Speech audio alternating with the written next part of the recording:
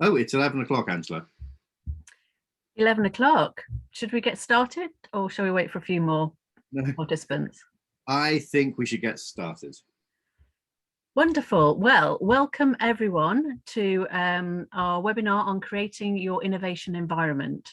This is our latest webinar in our series, which is looking at how, as leaders, you can develop your innovation ecosystem.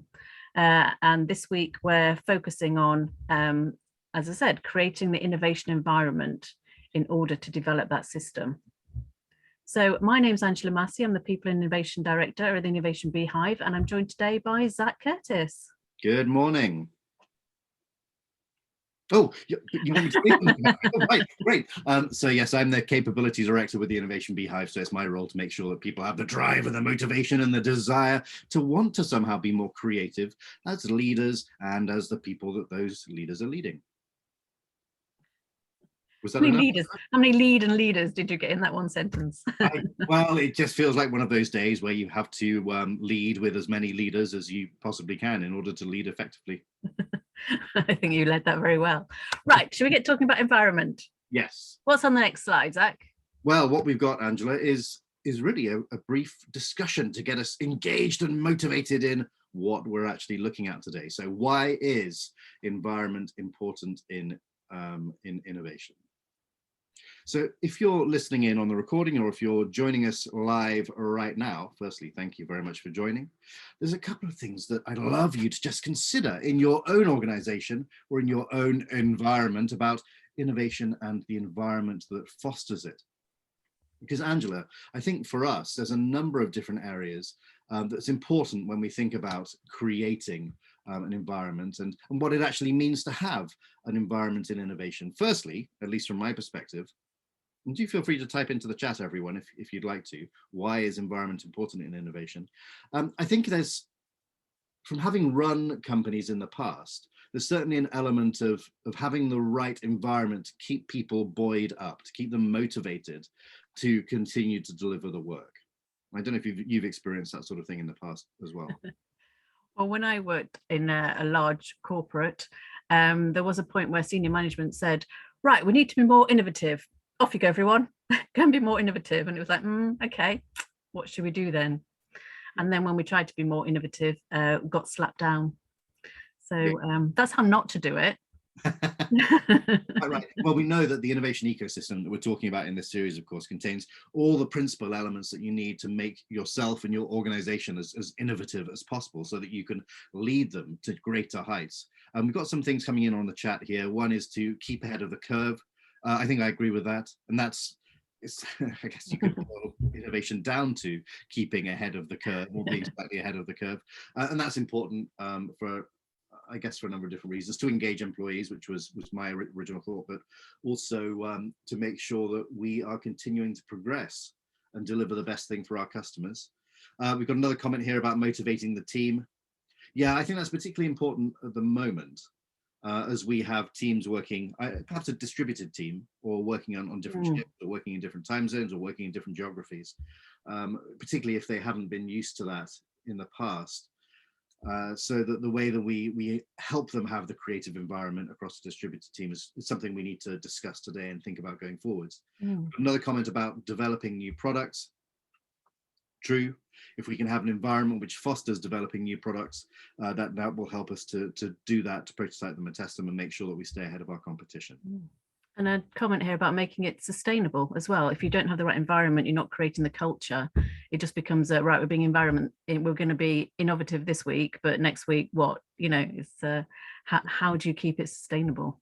It's not a one and done thing. It's not something you do on a Friday between 2 and 4 in the afternoon in the diary. Although it would be interesting to diarize innovation, it's got to become a state of mind. And talking of that, Angela, this is a slide we've showed before, and we've showed it before just because it's a good one. It is important, especially linked to an innovative environment in an organization. So there's been so much discussion around innovation. It's become one of the world's #1 management competencies. You'll see it in most job adverts and job descriptions. Pick up an annual company report anywhere in the world, and you'll find a section on innovation. Interestingly, it's probably going to be contained in the CEO or chairman's statement rather than in R&D or product. You know, innovation is just everywhere now.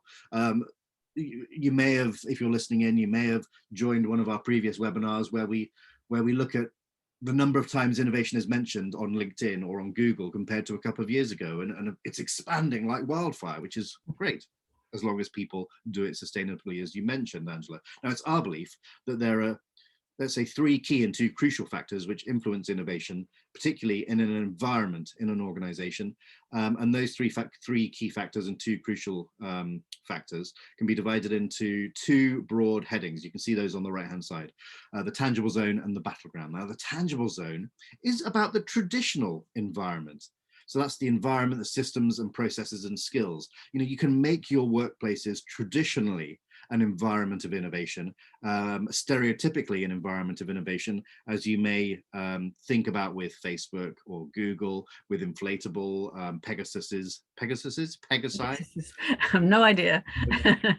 Or sofas or bright colors and so on. And, you know, Angela, you and I have worked in some of those organizations, worked with some of those organizations, and I've been in the Facebook offices and seen their nap rooms and seen all the great creative things which you typically in a physical environment think is linked to innovation. And that's fine, that's one thing. But it's also about, let's say, having the right structure and processes. So it doesn't matter whether you, I don't know, use an internal crowdsourcing tool to help bring ideas together in terms of some sort of process, or you introduce, I don't know, Six Sigma to adjust your remuneration program or something. That's some sort of structural process that you can use to help try and drive an environment of innovation.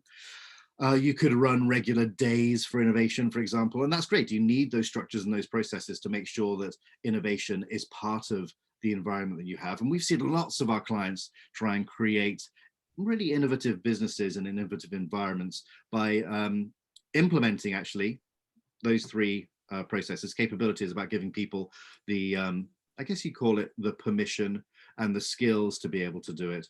But the difference, which really makes the difference, what we call the battleground, and the 2 crucial factors of behaviors and mindset. You know, that's the magic. Oh, hello, come back. Come back. There we go. It's magic. That just decided to move forwards on its own. It must be a signal that I'm talking too much. You know, the difference which makes a difference, the mindset and the behaviors are, those are the things which helped create that environment. Because like you said, Angela, that sustainability piece is interesting. You could give them that great physical environment. And to be honest, I'd like the physical environments like that, the creative, colorful thing. Not everyone would.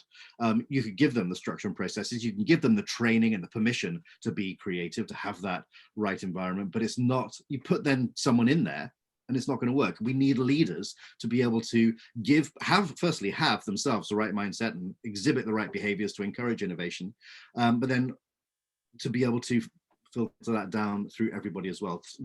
So we're going to explore some of those key factors during this session today. Oh my God, maybe I did speak too long on that one, Angela. But it was marvelous, every word of it. We should just handle it. Okay, before we explore a bit further about the environment and how to create that environment for innovation, I just want to give a bit of context about leadership. What we're finding with organizations, talking to leaders and talking to teams very specifically, is what people really want their leaders to dial up are the 5 things you see there on the slide. So trust, absolutely critical in a time when there is so much disruption going on, when we don't even know if it's safe to go out into the supermarket, that, you know, things happen in Afghanistan at the moment, the, you know, climate crisis, COVID-19, there's just so much disrupting life at the moment that people want to know that they can trust their leaders. It's not something new, but again, it's something that people really, really dialing up at the moment. Credibility is growing within that as well. There was a time when couple of generations ago that people absolutely trusted those in authority. You know, my grandma would go to her doctor and whatever the doctor said was absolutely gospel.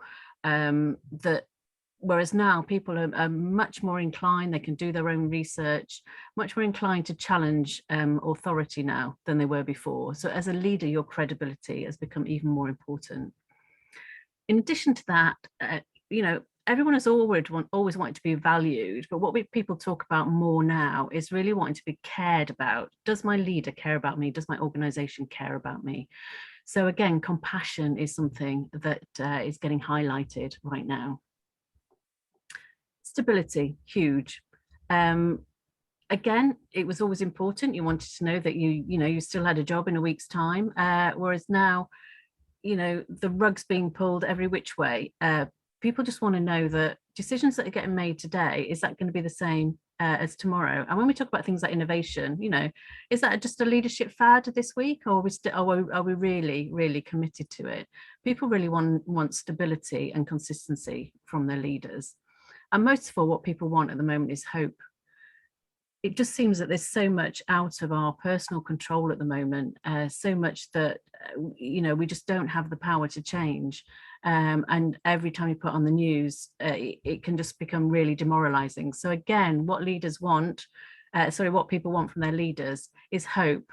They want to see the light at the end of the tunnel. They want to know there's a direction to follow. Get all those in place, as well as everything else that is always asked of leaders. These are the things that really need to be strengthened and visible in leaders right now. So, okay, there's all that. There's everything else that we still want to be inspired, we still want you to provide direction, and so on and so forth. What we found when we said, okay, so which leaders are doing this? Which are the really great leaders that are really showing really being exceptional in this area? And we looked at what they did, and we managed to compartmentalize these into 5 areas, which you'll see here. And there is a white paper if you want to delve in this a little bit more, but I'll just give you a brief run through of what these 5 areas are. So the first one is leading in head, and that's developing your strategy, the direction. Are you paying attention to the right information and getting the right information, and getting the right processes in place? Leading in heart is about really engaging the team and showing that compassion that people are asking for right now.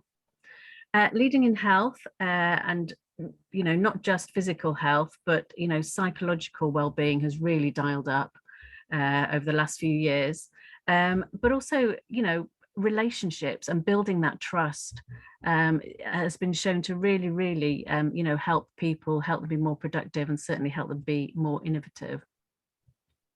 Leading in habit is a reflection of the fact that leadership isn't a tick box exercise, and we look at what are the really key leadership habits that you need to instill in your behavior, and how to do that. And then leading in history is about looking at the long term. What is the legacy your leadership is leaving behind? So these were the 5 that we identified. And as I say, there's a white paper you can access from our website to look into that in more detail. But what we want to do now is look at, right, how does that reflect in the ecosystem, and most importantly in the environment. Zach. Nice segue, Angela. Did you like that one? Beautiful. It's almost like I rehearsed it. Yeah, because of course, principally, just as a reminder, we are partway through a series on the innovation ecosystem. Now, based on 13 years now of us being in the world of innovation and working with some of the world's most effective and dynamic and well-known innovation teams, we have codified 4 principal areas to help companies reflect that and mirror it and create their own wonderful innovation ecosystem, because it's not just a case of setting something up and saying off you go and have ideas. It just doesn't work like that. If you need that sustainability, there has to be 4 different areas. Now, today is all about the environment, and we're going to give you some examples. We're going to get you to reflect on your own environment and so on, but just in brief, the first section, the one we did last time, which you can find on our YouTube channel, I believe now as a recording, is the direction. Now that's all about making sure we have the right vision, we set the right sort of where we want to get to, so people then have a clear understanding of, let's call it in some way, the boundaries of what they have to head towards in order to be innovative. Now, if you have that direction, people are able to move in that direction. If you don't have a direction, people will go in any direction whatsoever, which isn't the right thing for progressive and sustainable innovation. The second stage today, the environment, is all about, as you've guessed, creating the right climate in order to be as creative and innovative as possible. Next week, well, in 2 weeks' time, will be the engine. That's about processes. How can we get the right processes and systems in place to make sure that we can have smooth innovation? And 2 weeks on from that, the last step will be the enablers. That's about making sure that we can get our teams motivated, we can get them trained so that they can actually individually deliver and contribute towards the greater innovation purpose that you set up in the direction. So today, was that succinct enough, Angela? That was very succinct. That was very good. Well, I'm trying. Right, so the environment. You are. We know what it's about the environment, but just as a reminder, the environment, remembering that pyramid we saw at the beginning of this webinar, is not just about buying some colorful sofas, an inflatable unicorn, and perhaps having a, what's the football thing called? Like a foosball table. Foosball table, yeah. So it's not about just buying that and putting that in an office. I mean, for one thing, half the people now won't be in an office, depending on your company policies going forward on remote working. But it's actually about, yes, having the right physical environment, whether they're working from home or in the office, but also then as leaders, having the right mindset, having the right behaviors and role modeling it so that then everyone else can see that innovating is allowed and permissible in the direction we're going in. That means then that we need to have innovative people in the organization and an innovative, creative, physical environment.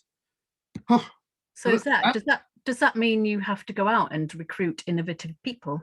No, Angela. That's really? A question. Because if I reflect on what an innovative person actually is, and I have been reflecting on that for a long time, years, in fact, because you may, lovely listeners, already have noticed there's a difference between my behavior and Angela's behavior.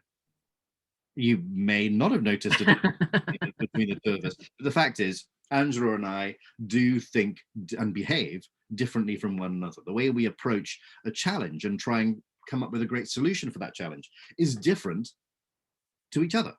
Isn't it, Angela? Yes, because I think you need a very logical system in order to do that. I think it might be the total opposite of that. So which is more innovative? Well, we'll come on to that. So yeah, typically, of course, people have their own way of thinking, their own cognitive thinking preference, which we won't go into today, but of course you can find it. We have a free profile for you if you want to do that.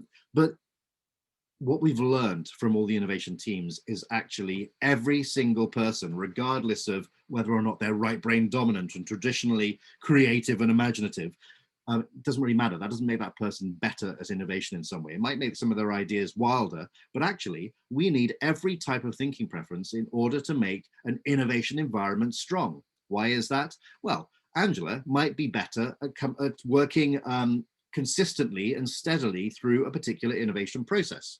I'm making an assumption here, Angela, but I think I might be right.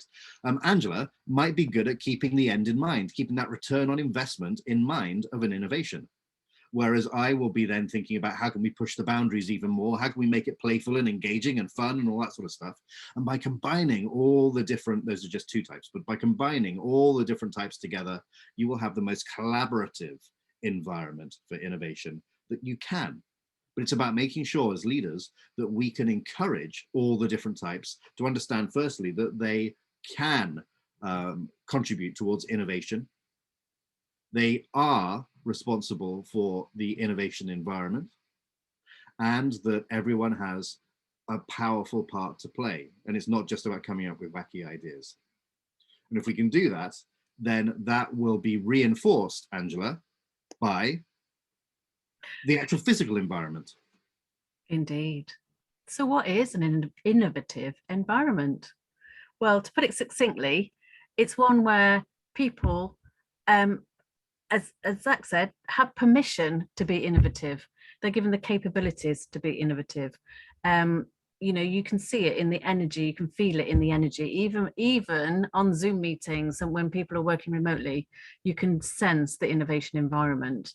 But what creates that? Well, it's people being able to experiment, to take risks, to be able to think up ideas without them being trashed, with people being able to take risks. Now, whenever we talk about taking risks, a lot of managers go, oh yeah, we want to be careful about the risks that people take. So on the next slide, we've actually got a list of how do you create that innovative environment. Yeah. And the first one on there is the setting of clear boundaries. So as I said, in an innovative environment, people need to be allowed to take risks, but what risks are they allowed to take? And as I said in my example at the beginning of the webinar, we were being slapped down for coming up with crazy ideas or doing things, and it was kind of like, because there weren't clear boundaries in place of what risks we were allowed to take and how much risk we could take. So within that kind of comes the setting the expectation of your team. So not just expectation in terms of risk taking, but also in how they should behave in an innovative environment. And also expectations from you of what they can expect from you. And expectations between you about right, are we just going to do innovation now? What about the rest of the day job and the ongoing needs of the organization? One of the biggest downers on creating an environment for innovation is, as you just alluded to, people not feeling that they are able to do it, mostly for reasons of time. I don't have the time to do it, or it's not part of my job description, something like that. And so you're right, setting that expectation of your team, giving them the permission, but also role modeling yourself when it talks about, in the next one down, link to that, signaling from the team. So if you're not the CEO or on the exec of the company you're working for right now, getting the buy-in and the say-so from the leadership team as well helps to reinforce that permission. Yeah, even things like saying I'm taking some time out to think actually says that it's okay for other people to do that too. Yeah. Open communication and meaningful feedback to me go hand in hand. That it's so important that you keep those lines of communication open, that things that we've talked about, experimenting and being able to fail, but it's agreeing at what point do you actually make a call on something. You're prototyping something. At what point do you say, actually, let's give it one more week, or let's call it a day? What have we learned from it? What else shall we try? So keeping those lines of communication open, and making sure the feedback's meaningful. One, from a project point of view, like I say, always learning as you're going, but also to the individuals in your team. That are they getting the feedback that they need in terms of how they're working together? When Zach was talking about the different personalities you have in the team and the different strengths that they bring, are they getting the feedback they need to help them work cohesively together and recognize each other's strengths and use each other's strengths? Anything more you want to say on that?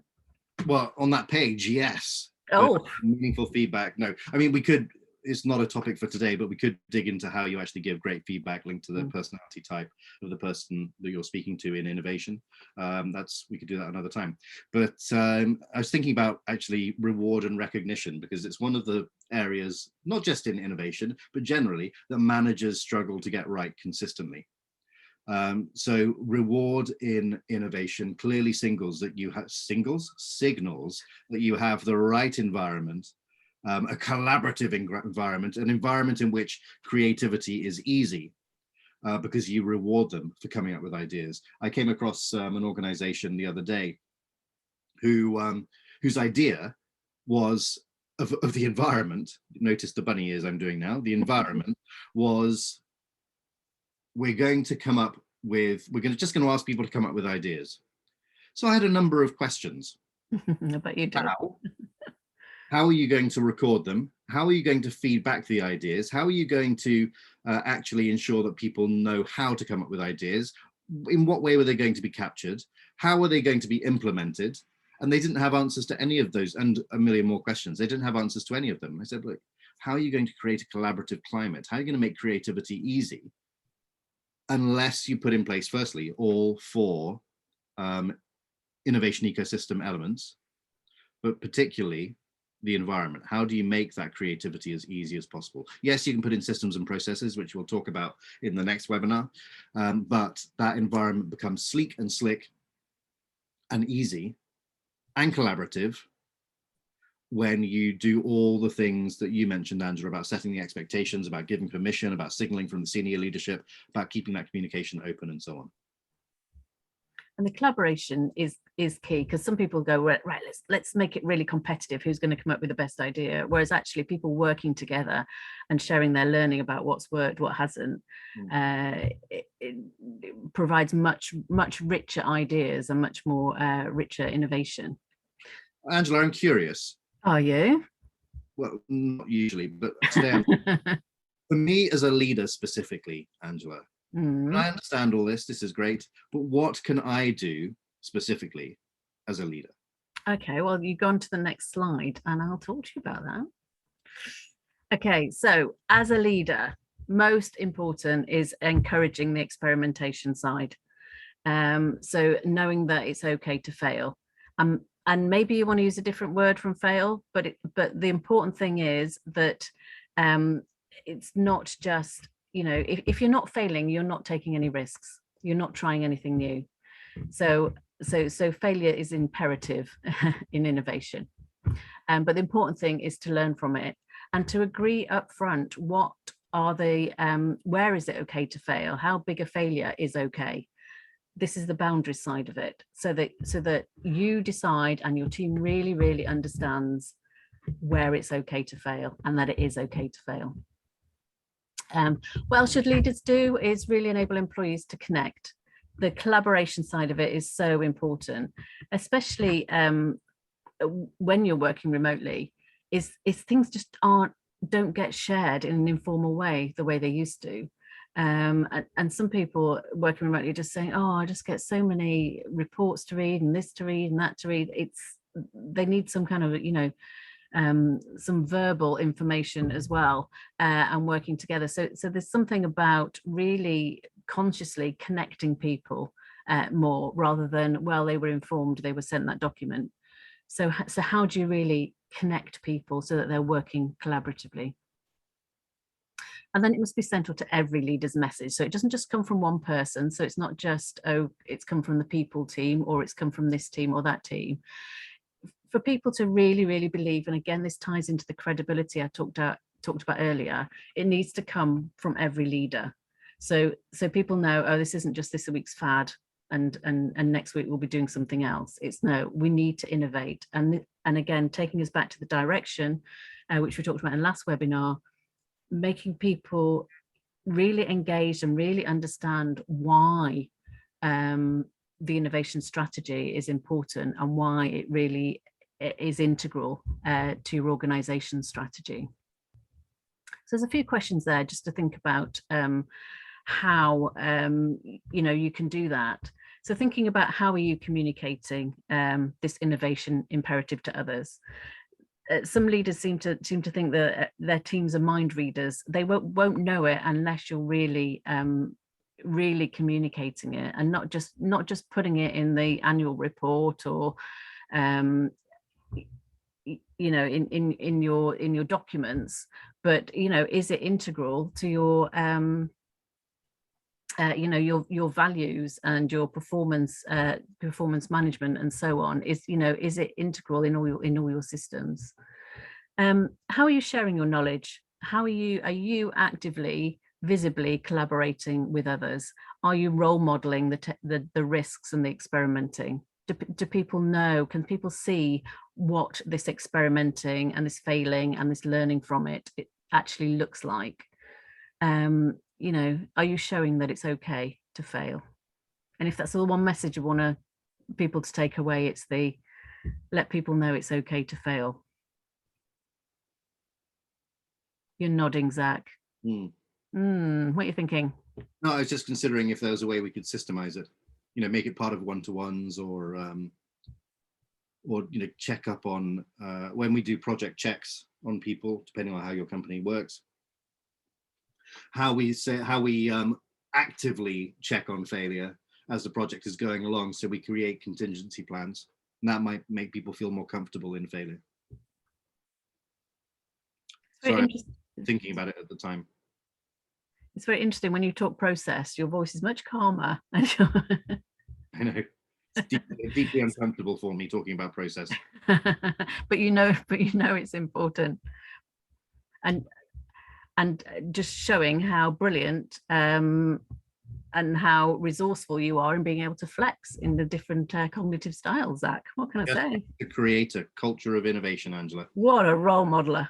I know. And speaking of that, it's almost like we need some examples. Oh, we do. Have you got some? I do. And strangely enough, well, not strangely enough, I've gone with some big ones. I thought go big or go home, some of which we've used before.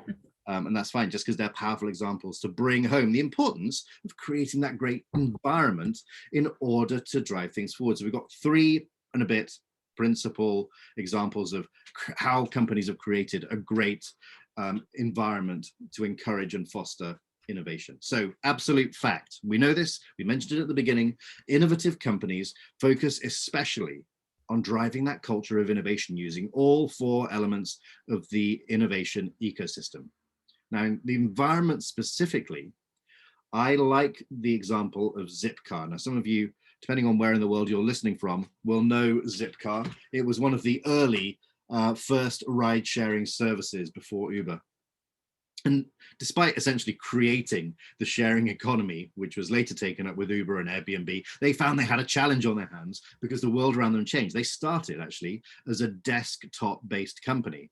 But they found that technologies advanced and competitors caught up with them, and they had to drastically change from being that old-fashioned desktop-led company to being a new mobile-first organization. But how would they clearly signal to their employees who'd been used to a certain way of working? And this is relevant for COVID, isn't it, right now? How do we create that great environment and that great culture? How do we signal to our employees that, firstly, the Zipcar, the company, was serious about the change and that the old ways were dead? Well, at a launch meeting, the leadership team discussed the new mobile business imperative. They handed out sledgehammers to employees, which was confusing for them. But they then led those employees down the hall to a room filled with desktop computers. And they asked the employees to smash those computers to smithereens. Now, we call that an iconic action. That is something which those employees will remember. And then that environment is kind of stamped into their head. Old is dead. Mobile first is the way forwards. So it's a really clear message that the environment had to and was changing at Zipcar. Now, the second one is a different environment challenge and angle, and that's for Tata Consultancy Services, who run Tata Innovista. Now, they are a leader in the IT space, and TCS, Tata Consultancy Services, tried to drive the I guess you call it the transformative power of digital solutions, if I was going full corporate. And they invested heavily in encouraging their employees across all the Tata brands to be more creative. Now, to do that, they created something called the TCS Coin. Now, Coin is short for Co-Innovation Network. And that tried to enable disruption through collaboration across those multiple brands. So they started to create an environment across a wider organization than just TCS themselves. They started to go much broader than that. And I'm trying to think what the results were accurately. So it was launched in 2006, and they brought together that network of experts from all different areas, including actually startup companies, research organizations, academics, and various corporate worlds to join them across their brands to collaborate on innovation. And by doing so, they created a powerful environment because they had so much different stimulus to help them with their internal work. So they brought the outside in, which really worked well for them in terms of getting that great environment. Lastly, the oft quoted Amazon. There's no point in me reading that Jeff quote there because it speaks for itself, but it's actually a slightly different angle I want to tell you about briefly. So we know Amazon has a strong reputation for creating an environment of innovation. Every single employee is empowered to innovate. And they have been empowered for a long time to innovate by using something called a PREFAQ document. And that PREFAQ, P-R-F-A-Q document, allows any employee whoever has a big idea to outline the vision for their product with what you might call a theoretical press release, that PREFAQ document.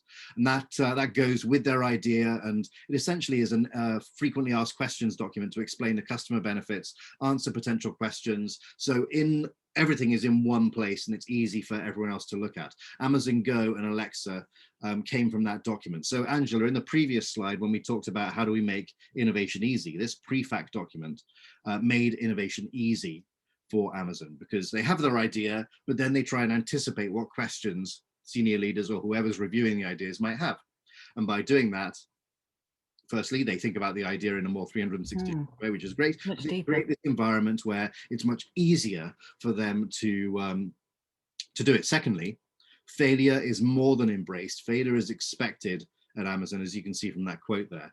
And, you know, they try hard to message employees that the environment is a space to try something and fail, but also decisions made aren't seen as irreversible. No decisions are irreversible. However, if it's agreed in advance that a failed experiment won't have a negative impact on a customer, then it makes innovators more comfortable to proceed, which is why I was thinking earlier about how do we sort of sense check as we go through a project, whether a project is heading downhill irreversibly, because if it impacts a customer, that then is a problem failure.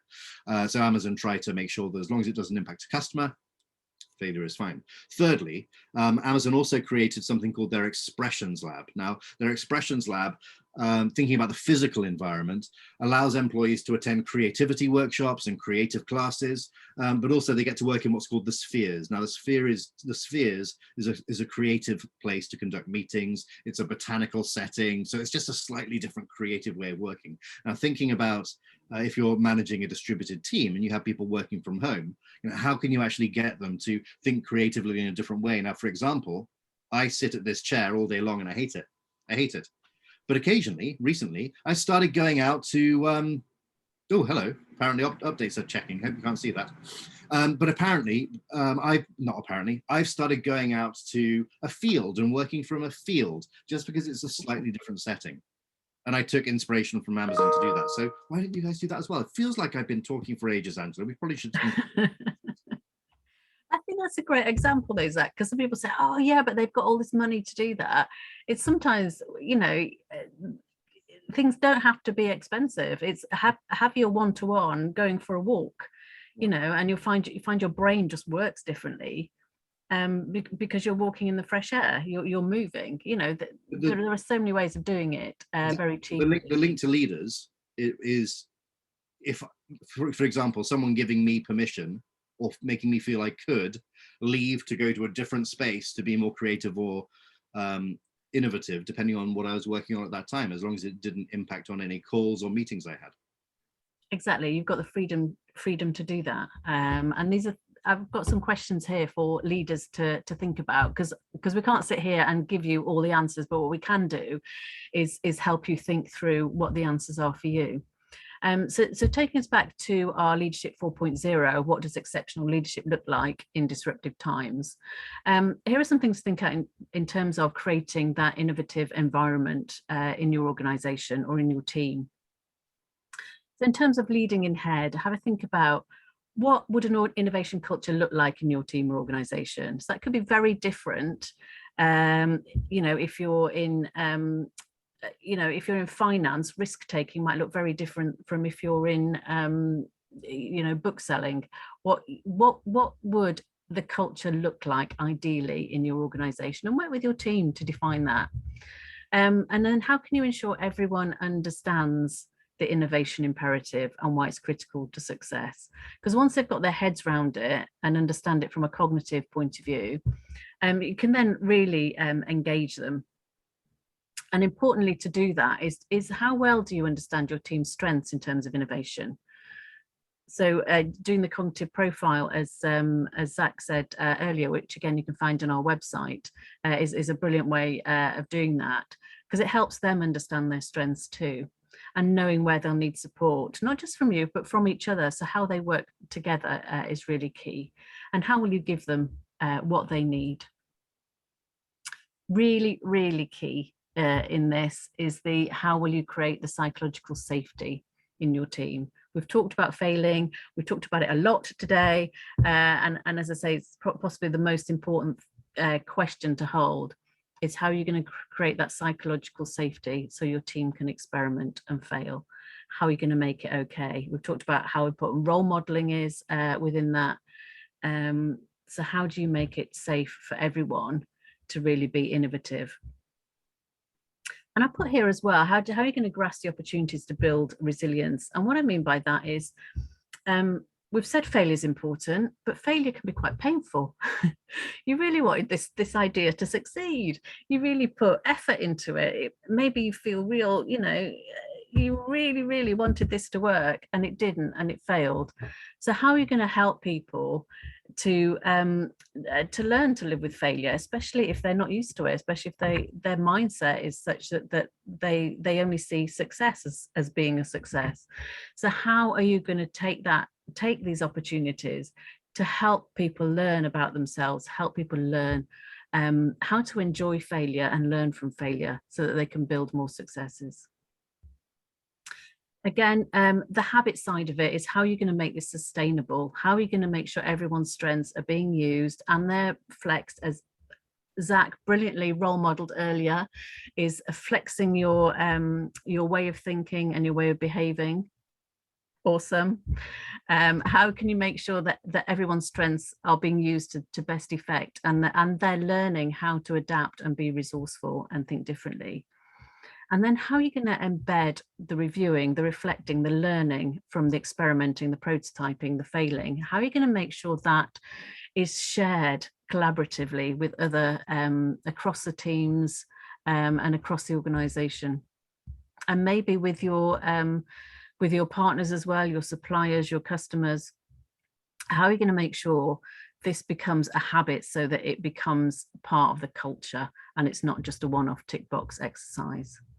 Which brings us on to leading in history, is what's the legacy you're leaving behind? If you're going to leave an innovative culture behind, have you left a team that's really learning about themselves and how they work best, and how they can learn from innovation and constantly be innovative when they need to be? And how is your particular team inspiring others? Because you'll find that what's working in one team might not be working in another. That one team, oh well, we tried being innovative, it didn't work. How is your team role modeling for other teams in the organization? So I'd like to leave that thought with you too. I wouldn't like to leave just on that thought, Angela. I'm feeling practical. Oh, well, wouldn't it be lovely if we left them with something really specific they could go away and do? Yeah, I got something specific. So in any innovation process, if we're thinking about getting the right mindset, the right behaviors to create that great environment for innovation, that collaborative environment where people feel innovation is not only needed, no, that's the wrong word, not even possible, but needed. That sounds better. Great. In any innovation process, you have moments where you need to be expansive, moments where you need to push the boundaries, moments where you need to explore in different areas and be as creative in inverted commas as possible. There are also times in an innovation process when you need to be reductive, when you need to start to contract within yourself, come to a particular point, and then perhaps leap out and be expansive again afterwards. If you watch any of our design thinking videos, you'll know that is exactly what happens in the design thinking process. It's expansive, then reductive, then expansive, then reductive, and so on. Now that's great. The challenge with expansive and reductive is that sometimes reductive behavior ends up being very, very negative. And expansive behavior sometimes is very, very positive. The difficulty is if you look at any social media comments, you will see that it's almost always reductive behavior, negative comments, not really watching other people's point of view and so on. Now, if you're looking at creating a collaborative environment for innovation, you need to use what's called sun behavior. Now, two different types of behavior, both of which are valid, but sun behavior is great for producing a collaborative climate. Rain behavior is where someone gives you stimulus or an idea or puts their thought or opinion forward. Everyone else, or you, or somebody, reacts to that stimulus. They react to that piece of information. They assume that their way of thinking, my way of thinking, is the correct way, and they insist that we're going forward in that direction. Now, that might be true. That might be a fact that Angela might say, Zach, I think we need to, let's take it to an extreme. I think we need to deliver a session of design thinking on the moon. I might automatically say, don't be ridiculous, that can't happen. We don't have the technology to get there right now. How are we going to breathe? How are we going to get other people up there? It's going to be too expensive, and so on. They might be factually correct assumptions, factually correct things to say, because that idea would never work. However, By doing that, she alienates me, and suddenly I'm not engaged in that environment anymore. We can come down to the ideas which are more realistic later. But if we're just having that great collaborative climate, we need to use sun behavior, which is where we suspend in the short term our judgment of what the other person is saying. We seek to understand exactly what it is they're getting at, and then we nurture and grow that idea like it was some sort of plant. And by growing it, actually, we might be able to grow it into something more realistic. So if Angela says, for example, Zach, I've got this great idea. I want to deliver a design thinking. I don't know how we got this extreme. I want to deliver a design. I love the idea. On the moon. And I say, that's interesting. What do you want to achieve by that? And then we dig into it a bit more. And it might end up that we sort of filter down naturally, positively, using sun behavior to something which is just a little bit different, meaning we want to give them an out-of-world experience in some way. We want to take them away from whatever stimulus they have in front of them at that moment so they can be as creative as possible. For example, who knows what might come out of our discussion. But the important thing is sun behavior. By suspending and encouraging our teams to suspend their judgment of what other people are talking about, it helps us then to create that collaborative climate where people think that anything is possible, and then we narrow down to what is achievable at a later date. But at least then people are, you've got that kind of cohesion between each other. Now, as leaders, what does that mean? Well, you see that top right-hand word there, signaling. The social media comments usually end up negative because of poor signaling from anyone else. There's no one there kind of regulating or moderating the comments effectively, so everyone has their negative rain behavior say. As leaders, we need to signal whether we're using sun behavior or rain behavior in a particular discussion so that we can make sure that we are all behaving in the best possible way. There you go. There's a nice tool, Angela. That's brilliant. And it's a lovely mindset. Great. Nice. Marvelous. I want to pick up on this conversation about doing it from the moon. Well, we will later. Next webinar from the moon. Yes. This, Angela, I know you're going to wrap up, but this webinar is being recorded. Thank you for accepting that. And it will be shared on our YouTube video in the coming days. So feel free to share that wide and far, but also log on to our YouTube video, our YouTube channel, and look at all the other videos. And also, we've started our podcast again. So do search the People Innovation Podcast on your podcast provider, and you'll find everything that we've done in the past, in the last series and the series before, and also this current series of wonderful information about innovation generally. Angela. And have fun creating the leadership environment, because it is fun. It's tough, but it's doable, and it's, yeah, so rewarding. So we encourage you to do it. If you've got any queries, drop us an email. You can see our email address there. And join us in 2 weeks' time when we talk about one of the other elements in creating your innovation ecosystem, and that's building your innovation engine. So we'll look forward to seeing you then. Thank you for joining us. Thank you for your contributions, and look forward to seeing you again soon.